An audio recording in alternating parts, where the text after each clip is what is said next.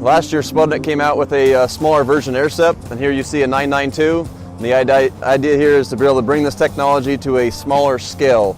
And what you have is a 48-inch elevator to bring your product up out of the field. Comes up here into an air chamber.